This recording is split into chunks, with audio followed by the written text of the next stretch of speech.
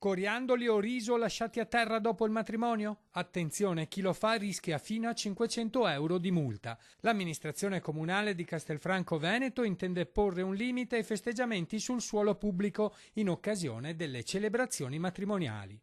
Dopo le numerose segnalazioni ricevute per imbrattamento di strade cittadine, affissioni illegali di annunci su lampioni e segnali stradali, Stefano Marcon, che oltre ad essere sindaco è anche presidente della provincia, ha deciso di stroncare i maleducati che dopo aver festeggiato abbandonano rifiuti di ogni genere sui sagrati delle chiese e sulle strade comunali. C'è da dire che una volta si puliva anche, oggi magari non si cura più la pulizia così come la si curava all'epoca e quindi l'attenzione che vogliamo porre è far sì che non ci sia al termine del festeggiamento fuori dalla chiesa dello sporco per terra. Castelfranco Veneto è rinomata per la bellezza del suo centro storico e nonostante negli ultimi tempi ci siano meno matrimoni è una città molto ambita per le unioni nuziali. Bellezza e decoro che tutti i residenti intendono conservare. Credo che sia una cosa ovvia e giusto che lo facciano perché sono loro che imbrattano la città, per cui trovo una cosa giusta.